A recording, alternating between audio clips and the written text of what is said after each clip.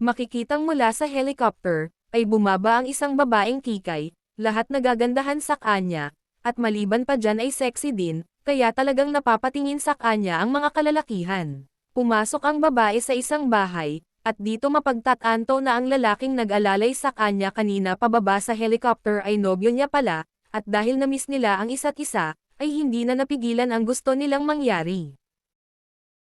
Matapos nilang magmaalan, maririnig na may kausap na ibang babae sa telepono ang lalaki, at tawag niya sa kabilang linya ay darling, may asawa na pala ang lalaki. Kinaumagan, habang abala ang babae sa paghahanap ng pagkain ay may nakatitig na lalaki sa kanya at, kinagulat niya ito nang makita niya, may dumating pa na isang lalaki, tinawag ng babae sa pangalan ang kanyang nobyo, Richard pala ang pangalan, at yun na nga, mga kaibigan pala ito ni Richard. At dito nabanggit ang pangalan ng babae dahil ipinakilala ni Richard sa mga kaibigan niya ang kanyang nobya na ang pangalan ay Jennifer. Malagkit ang mga tingin ng mga lalaki kay Jennifer, hindi inaasahan na dito na magsisimula ang trahedyang hindi nyo magugustuhan.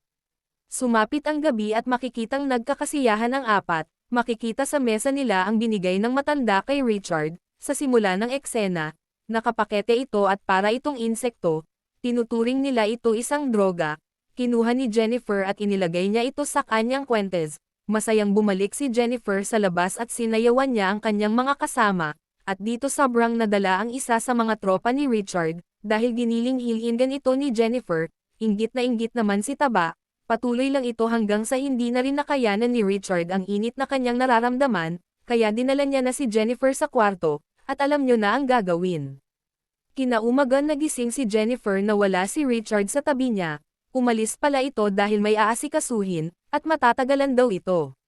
Maya-maya dahil alam ng lalaki na maliligo si Jennifer, ay sinadya niyang pumunta sa kwarto ng dalaga, at ikinabusog ng kanyang mga mata ang nakita niya, nang nakita na siya ni Jennifer na nakasilip sa kanya, ay tuluyan na itong pumasok sa kwarto, at humingi ng pasensya ang lalaki na kunwari hindi sinasadya ang makita siyang nakahubad, na awkward man si Jennifer ay pinilit niya pa rin makipag-usap dito ng maayos. Sinusubukang sulutin ng lalaki si Jennifer kay Richard, dahil kabit lang naman siya ni Richard, ngunit tinanggihan siya ni Jennifer dahil hindi raw ito type, hindi na nga napigilan ng lalaki, dahil kagabi niya pa ito tinitiis, pinilit ng lalaki si Jennifer, kahit labag ito sa kagustuhan ng dalaga, nakita sila ni Taba, ngunit hindi naman ito gumawa ng aksyon, para pigilan ang kasamaan, umalis ito ng kwarto na parang walang nakita. Patuloy na ginamit si Jennifer ng lalaki at halos sumisigaw ito sa sama ng loob, ngunit wala naman sa kanyang makakasaklolo.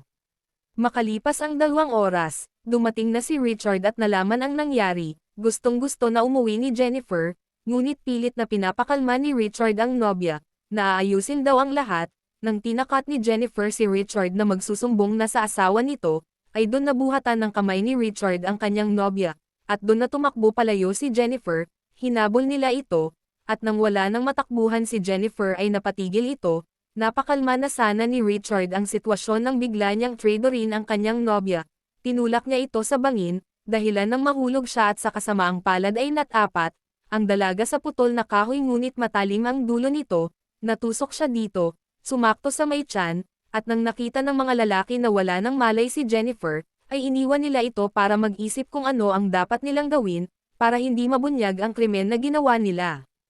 Ilang oras ang nakalipas ay himalang nagkamalay ang dalaga, kahit marami ng dugo ang nawala sa kanya, at kritikal ang kanyang kalagayan.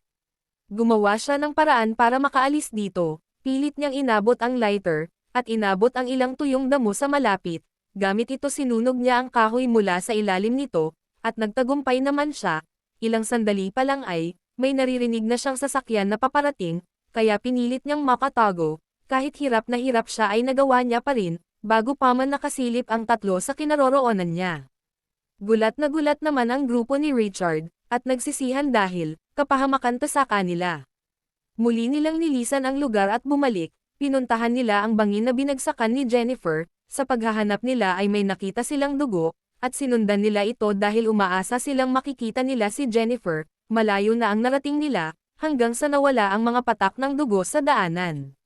Napagdesisyonan nilang maghiwal-hiwalay para mas mabilis nilang mahanap si Jennifer, hanggang sa nakahanap naman ng magandang pagkakataon si Jennifer, Habang nakatalikod si Taba ay dahan-dahan niyang kinuha ang baril nito, ngunit wala pala itong bala, kaya naman dinala si Jennifer sa ilog, at pilit itong nilulunod. Malakas man si Taba ay nagawa pa rin ni Jennifer baliktarin ang sitwasyon, nakuha niya ang kutsilyo sa gilid ni Taba habang nilulublab siya nito sa tubig, at napatay niya ang kalaban gamit ito. Lumayo muna si Jennifer para magpagaling, dala-dala niya ang mga armas ni Taba at sasakyan nito, napadpad siya sa tagong kuweba, ginamo niya ang kanyang sugat, at naalala niya ang nilagay niyang supot sa kanyang kwentes, kinuha niya ito at kinain, para mamaghid ang sugat niya. Sa una ay hindi niya nagustuhan ang lasa nito, ngunit pinilit niya para matanggal ang kahoy na nakabaon sa kanyang tiyan, nang umipekto na ang gamot ay ginawa niya na ang dapat niyang gawin, hindi niya na maramdaman nang tinanggal niya ang kahoy na nakabaon sa kanya, at para tumigil ang pagdurugo, kinuha niya ang lata ng alak na ininom niya kanina, ininit niya ito sa apoy, at nilagay sa sugat niya, para huminto ang pagdurugo. Kinaumagahan nakita nila Richard ang bangkay ni Taba sa ilog, kaya mas lalo naghanda ang natitirang kalaban. Si Jennifer naman ay nagising na, at makikita sa kanya ang pagiging determinado at palaban na hindi talaga mapapasuko. Sa pagmamasid ni Jennifer sa paligid ay nakita niya na ang kanyang next target, sinundan niya ito at anabangan kung saan maaaring dumaan ang lalaking nambaboy sa kanya, hanggang sa naubusan ng gasolina ang target, bumaba ito ng sasakyan para mag-refill. Sinasight ni Jennifer ang lalaki at dahil hindi pa siya masyadong asintado, ay hindi niya ito napuruhan, pero labis itong nasaktan dahil nagdurugo ito, tumakbo ang lalaki papalayo, hanggang sa nakatago ito, hirap man ay nabaril niya si Jennifer sa tenga, saglit lang napatumba si Jennifer dahil sa impact sa kanya, kaya naman nakabalik sa sasakyan ang target, balak sagasaan ng lalaki si Jennifer, ngunit mas lalong lumakas ang tiwala ni Jennifer sa sarili. Anabangan niya ito at hindi naman siya nabigo na mapatay ito, natumbok niya ito sa ulo, nilapitan niya ito at minaneho ang sasakyan para puntahan ang last niyang target,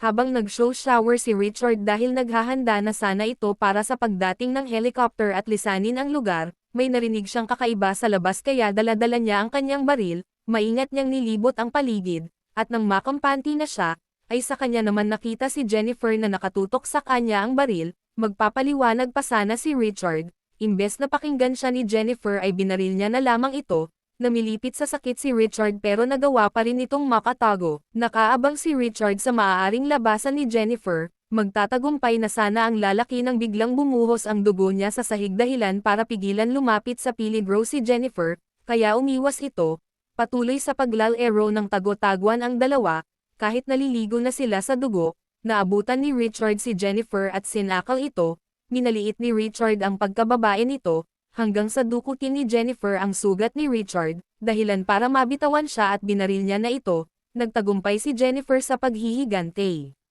Makikita sa katapusan ng eksena na balot ng dugo ang katawan ng dalaga habang naglalakad sa pool, at dinig niya ang helicopter na paparating, yun ang tunog ng tagumpay para kay Jennifer. Kung gusto nyo pang mapanood ang kabuuhan nito ay available naman ito sa Netflix. Ang pelikulang ito ay pinamagatang Revenge, noong 2017. Kung nag-enjoy ka ay maaari ko bang mahingi ang isang pabor na pa-subscribe naman dyan. Maraming salamat sa panonood. Kita-kits sa susunod pa nating kwento.